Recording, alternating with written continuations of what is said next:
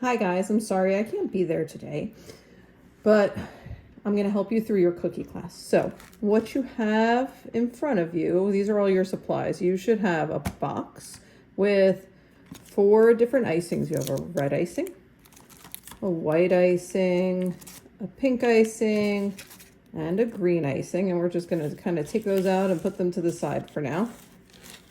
Okay. You should also have a pair of scissors to help you cut open the tips. These are called tipless bags, and you just cut a little tip in them. I'll show you how to do that after. You also have a little paintbrush, which we're going to use for one of our cookies. A scribe, which I'll explain in a minute exactly what this does.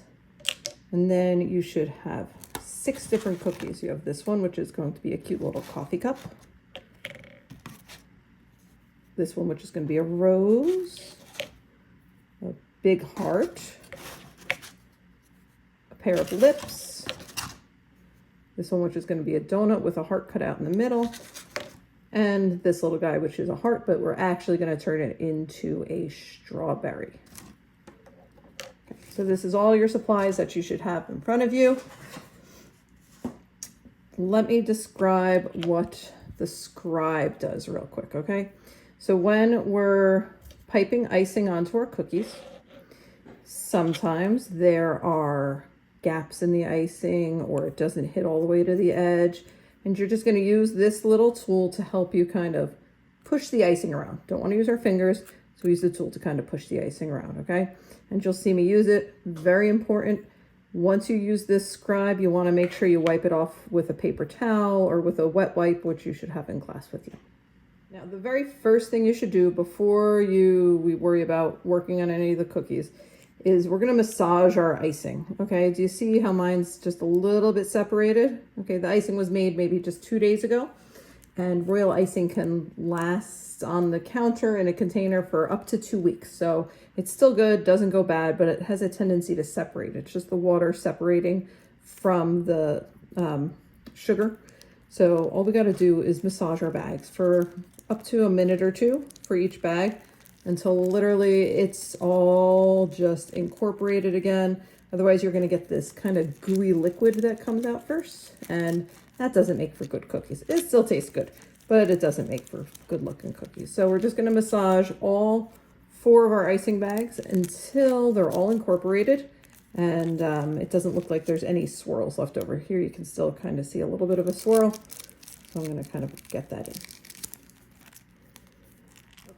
Now, the very first thing that we're going to do before we even work on any of these cookies, now that our bags are all incorporated and massaged and our icing's all nice, is we're going to actually move these cookies to the side, and we're going to work on this practice piping sheet, okay?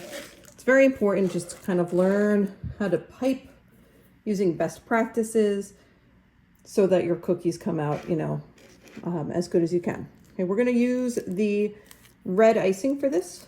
Okay, so very first thing you're going to want to do is cut a tip in your icing. Now, what I like to do is, if you can see it, sometimes you need glasses. If not, it's okay. Find the little seam on the piping bag. We're going to kind of flatten it out like this so that the seam is facing the top.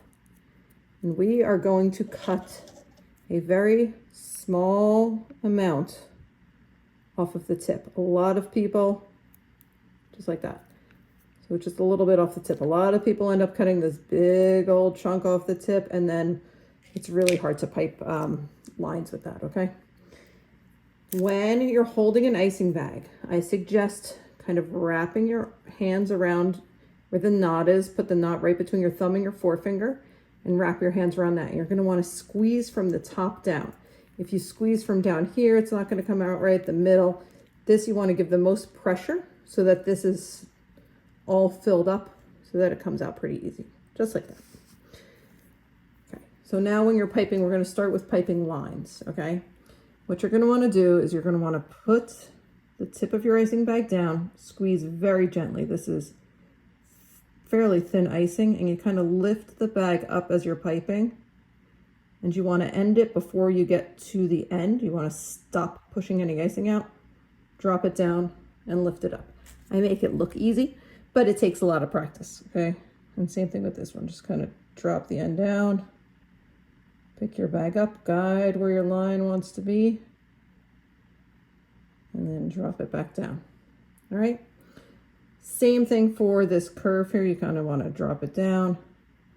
You lift so that the line is kind of draping down, and you kind of guide where you want your icing to be. Okay. If you pipe like this, like just the bag down at the bottom, what you're going to get is kind of a messy line like that. And it's okay. It's fine. The cookies taste good either way. It doesn't really matter. But if you want your line to be smoother, kind of, like that. And you can just keep practicing on all three of these lines at the top. It just gets a little harder as it goes. See how you really have to guide where you want your line to go. Sometimes with these ones, see, you can move a little bit closer, but you don't ever want to be touching the page. And just like that. Okay. For these little droplets, which we're going to be doing on our strawberry later, all you want to do is kind of just pipe a little tiny drop. Don't pipe anymore and just pull it downwards. I think my droplets are upside down, but that's okay. You can kind of get the idea. It's an upside down. So pipe a little and just no more pressure and just pull down.